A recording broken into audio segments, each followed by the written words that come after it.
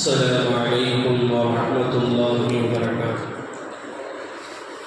الحمد لله رب العالمين والعاقبة للمتقين والصلاة والسلام على نبي المرسلين وعلى آله الطيبين وأصحابه الطاهرين وكلهم أجمعين، أما بعد، فأعوذ بالله من الشيطان الرجيم. بسم الله الرحمن الرحيم.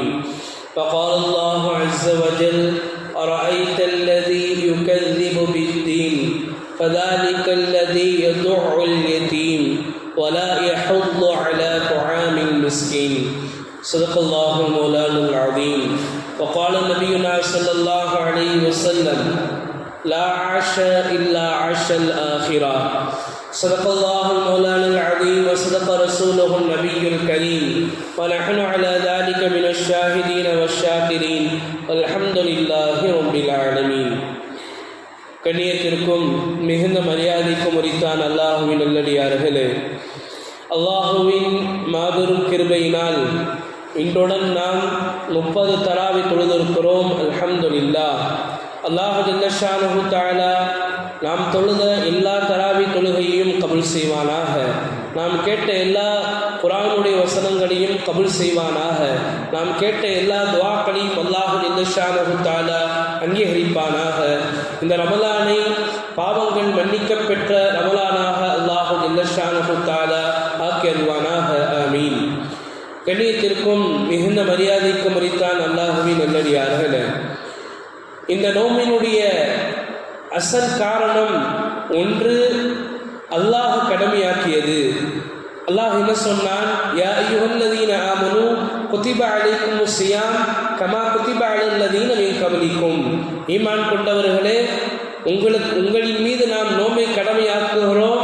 உங்களுக்கு முன்னால் உள்ள சமுதாயத்தில் நாம் எப்படி கடமையாக்கினோமோ அதே போன்று உங்களின் மீது நாம் கடமையாக்குகிறோம் என்பதாக அல்லாஹ் ஜல்லஷானஹு தஆலா சொல்கிறான். இதில் இன்னொரு விஷயம் நாம் கவனிக்க வேண்டும். ஏன் 30 நாட்கள் பசியோடு இருக்க வேண்டும் என்று சொன்னால், நம்மை போன்று ஏழைகளும் தான் மனிதர்களாக இந்த உலகத்தில் வாழ்ந்து கொண்டிருக்கிறார்கள். அவர்களுடைய பசியை நாங்கள் தெரிந்து கொள்ள வேண்டும்.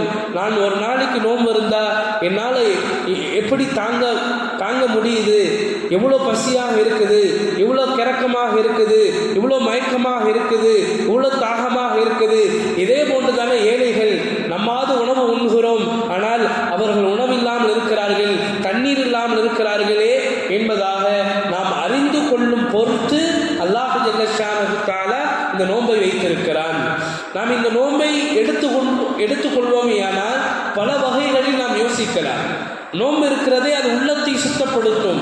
நோன்பு இருக்கிறதே அது உடலை சுத்தப்படுத்தும். நீங்க டாக்டர் சொல்றாங்களா இல்லையா, நீங்க பத்தியமா இருங்க பாய் அப்படின்னு சொல்றான். ஏன் பத்தியமா இருக்கணும்? பத்தியம் தான் உடலை பக்குவப்படுத்தும்.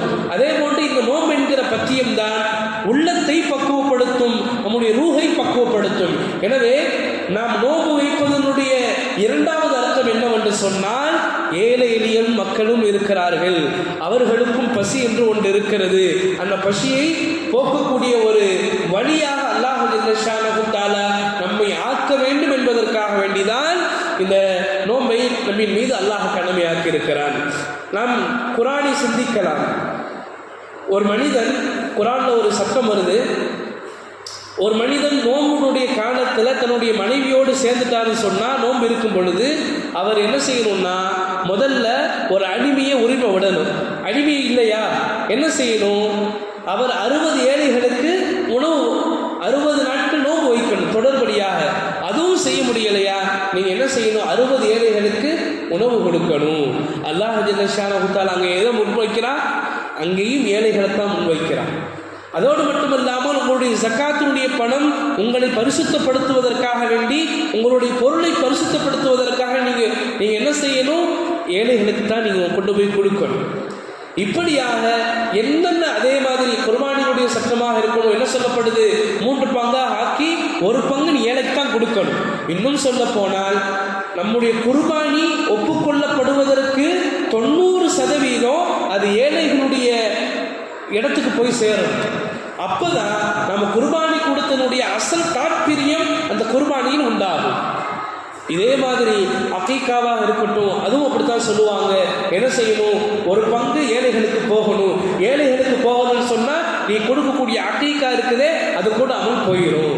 இன்னும் சொல்ல போனால் நபி ஸல்லல்லாஹு அலைஹி வஸல்லம் சொன்னார்கள், நீங்கள் வலீமா விருந்து கொடுக்கிறீர்கள் அல்லவா, அந்த வலீமா எந்த வலீமா விருந்தில் ஏழைகள் கூப்பிடப்படாமல் இருக்குமோ நபி ஸல்லல்லாஹு அலைஹி வஸல்லம் சொன்னார்கள் அது கெட்ட விருந்துன்னு சொன்னாங்க. அது கெட்ட விருதுன்னு சொன்னாங்க. ஏன்? ஏழைகளுக்கு தரப்ப கொடுக்கணும், அவங்களுக்கு கொடுக்காம நீங்களாக உண்டு கொண்டீர்கள் என்று சொன்னால், பழக்காரர்களாக அது உண்டார்கள் என்று சொன்னால் சாப்பிடுவது கூடுமான கூடும், ஆனால் ஏழைகளை விட்டுட்டு சாப்பிடுறது தான் கூடாது. எனவே அங்கேயும் யாரும் உட்படுத்தப்படுகிறது? ஏழைகளைத்தான் உட்படுத்தப்படுகிறது.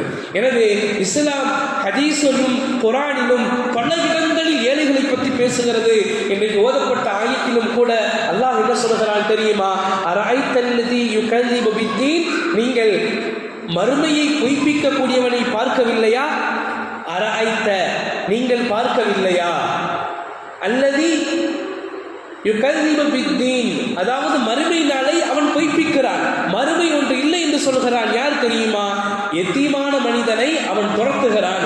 உனக்கு சொத்துல பங்கு இல்லை, ஒன்றும் இல்லை, போ என்பதாக துரத்துகிறான். இரண்டாவது, அவன் ஏழைகளுக்கு உணவு கொடுக்காமல் தன்னுடைய பொருளை பதுக்கி வைக்கிறான் என்பதாக அல்லாஹ் குர்ஆனிலே சொல்லி காட்டினான். எனவே இங்கே அல்லாஹ் யாரை உட்படுத்துகிறான்? ஏழைகளைத்தான் உட்படுத்துகிறான், எத்தீம்களைத்தான் உட்படுத்துகிறான்.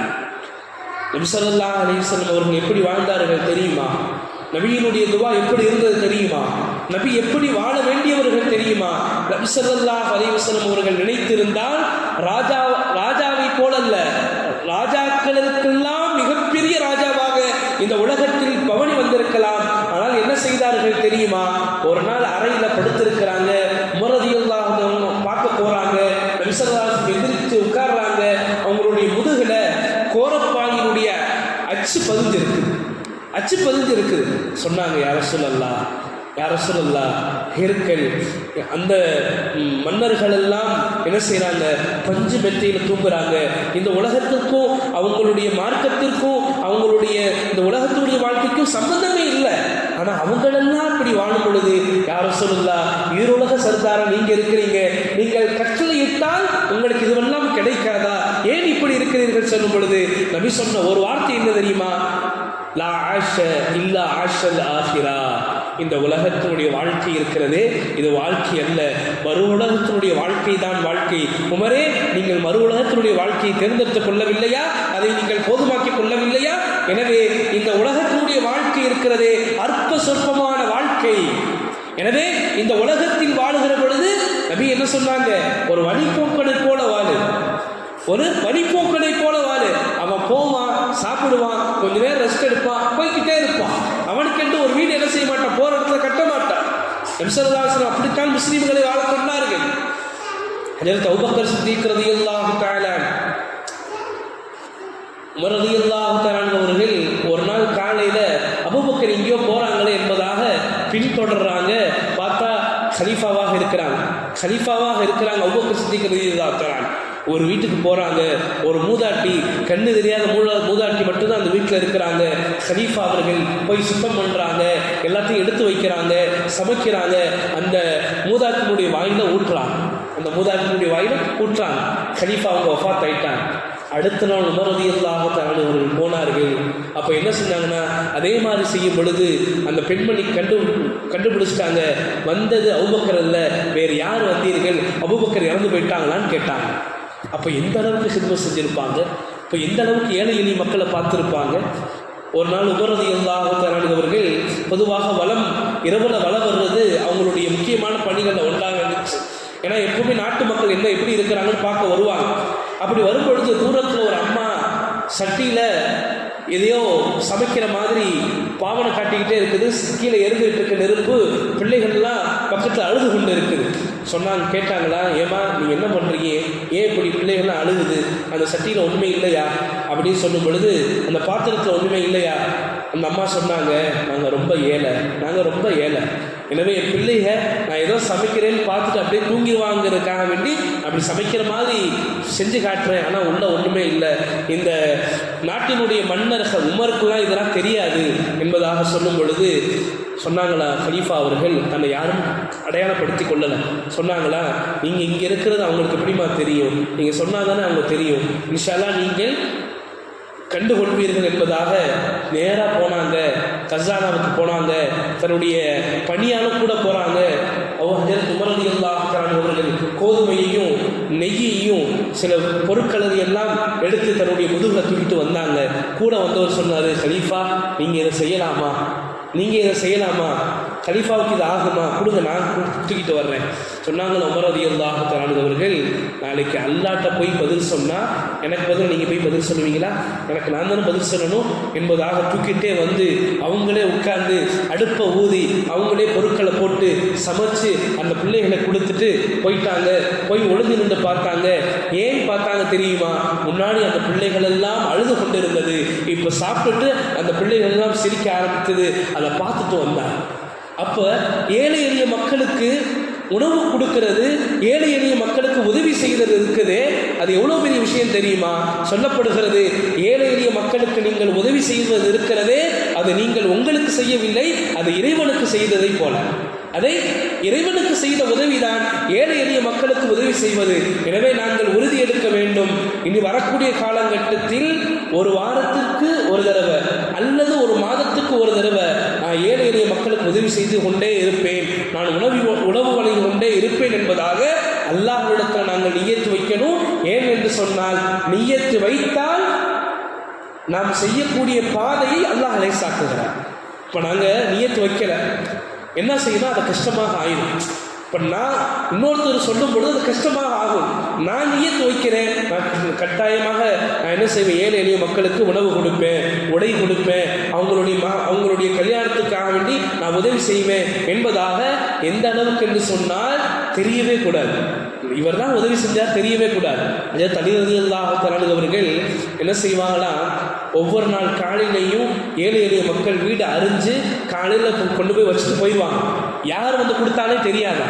மக்கள் எல்லாம் எப்போ தெரிஞ்சு கொண்டாங்கன்னா, எப்போ அலி ரலியல்லாஹு அன்ஹு அவர்கள் வஃபாத் ஆனார்களோ அதற்கு பிறகுதான் தெரிந்து கொண்டார்களா, இத்தனை நாட்களாக நம்மளுடைய வீட்டு வாசலில் உணவை வைத்து செல்வது அலி ரலியல்லாஹு அன்ஹு அவர்கள் தான்.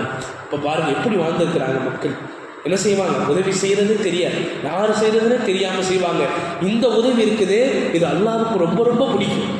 இது அல்லாஹ்வுக்கு ரொம்ப ரொம்ப பிடிக்கும். பனி இஸ்ராயீல் வீரர்களில் 3 நாட்கள் இரவு போய் ஒருத்தர் சதக்கா பண்ணுவார். யாருக்கு சதக்கா பண்ணுவார்னா, ஒரு விபச்சாரி, ஒரு திருடன், ஒரு பணக்காரன். அல்லாட்ட சொல்லுவாரா, யா அல்லாஹ் இவங்களுக்குலாம் கொடுக்கணும் நான் நினைக்கல. அல்லாஹ் அசரீதி கேட்டுச்சான், நீங்கள் கொடுக்கப்பட்ட சதக்கா இருக்குதே அது அல்லாஹ் தஆலா கபூல் செஞ்சா, அதனால என்ன மாற்றம் உண்டாச்சு தெரியுமா, திருடன் அதுக்கு பின்னாடி திருடவே இல்லை. ஏன் அல்லாஹ் எனக்கு இப்படி கொடுக்கும்போது நான் எதுக்கு திருடணும், விபச்சாரி அதுக்கப்புறம் இந்த பாவத்துக்கு போகவே இல்லை, அல்லாஹ் எனக்கு இப்படி கொடுக்கும்போது நான் எதுக்கு இந்த பாவமான செயல் செய்யணும், பணக்காரன் அவன் திருந்தினானா, நான் இவ்வளோ கஞ்சனா இத்தனை நாள் இருந்தனே, எனக்கே ஒருத்தர் வந்து கொடுக்குறான்னா நான் இன்னொருத்தருக்கு அல்லவா கொடுக்கணும் என்பதாக இந்த 3 நபர்களையும் அந்த இஹ்லாஸான அந்த மறைமுகமான உதவி இருக்கிறதே, அந்த தர்மம் இருக்கிறதே, அந்த 3 நபர்களை மாற்றியது என்பதாக நபி ஸல்லல்லாஹு அலைஹி வஸல்லம் அவர்கள் சொல்லி காட்டினார்கள். அதோடு மட்டுமல்லாமல் நபி ஸல்லல்லாஹு அலைஹி வஸல்லம் சொன்னார்கள், நான் சொர்க்கத்தை எட்டி பார்த்தேன், அங்கே அநேகமான நபர்கள் ஏழைகளாக இருந்தார்கள். நான் நரகத்தை எட்டி பார்த்தேன், அதிகமாக பெண்கள் இருந்தார்கள். நபி ஸல்லல்லாஹு அலைஹி வஸல்லம் சொன்னார்கள், அல்லாஹும்ம அஹீனி மிஸ்கீனன், யா அல்லாஹ் என்னை வாழ மிஸ்கீன்களாக என்னை வாழ வை. மேலும் சொன்னார்கள், வ அமித்னி மிஸ்கீனன், என்னை மௌத்தாக்கும் பொழுது மிஸ்கீனாகவே மௌத்தாக்கு. நடந்துச்சா இல்லையா? நபி ஸல்லல்லாஹு அலைஹி வஸல்லம் மௌத்தா போகும்போது அவங்க வீட்டில் எரிக்கிறதுக்கு எண்ணெய் இல்லைங்க, எண்ணெய் இல்லை, வீட்டில் எரிக்க எண்ணெய் இல்லை. எண்ணெய் இல்லைன்னா எவ்வளோ வறுமையில் இருந்திருப்பாங்க. பக்கத்து வீட்டில் இருக்கக்கூடிய யூதன்ட்ட வாங்கி தான், கடன் வாங்கி இரவலாக வாங்கித்தான் எரிச்சாங்க. இப்போ நபி ஸல்லல்லாஹு அலைஹி வஸல்லம் அப்படித்தான் வாழ்ந்துட்டு போனாங்க. எதுக்காக வேண்டி? அதுக்குன்னு பணக்காரனா ஆகணுமான்னா பணக்காரனா ஆகணும். எதுக்காக வேண்டி ஆகணும்னு சொன்னால், நான் என்னுடைய தேவையை பூர்த்தி செய்வேன், யாரிடத்துலையும் கையேந்த மாட்டேன், அதுக்காக வேண்டி முதலாவது. இரண்டாவது, இதை தீனுக்காக வேண்டி, மார்க்கத்திற்காக வேண்டி நான் செலவு செய்வேன், இதை என்னுடைய விருந்தினர்களுக்கு நான் உபசரிப்பேன். இந்த முறையில் நாங்கள் சம்பாதிச்சுன்னு சொன்னால் நிச்சயமாக அல்லாஹ் ஜல்லஷானஹு தஆலா குர்ஆன்ல சொல்லி காட்டுவான், அதை ரெட்டிப்பாக்குவான். மறுமைக்காக வேண்டி உழைப்பு செஞ்சா உழைச்சா அல்லாஹ் ரெட்டிப்பாக்குவானா? உலகத்தில் நான் காட்டணும், நான் பணக்காரன் காட்டணும் என்பதாக சம்பாதிச்சா அல்லாஹ் அதில் நஷ்டத்தை உண்டாக்குவான் என்பதாக குர்ஆன் நமக்கு சொல்லித் தருகிறது. எனவே ஏழை எளிய மக்களின் மீது நாம் இரக்கம் காட்டுவோம். நாளைய தினம் இன்ஷா அல்லாஹ் ஒரு நோன்பு வைக்க வேண்டியது வரும். அதற்கு பிறகு பெருநாளாக இருக்கிறது.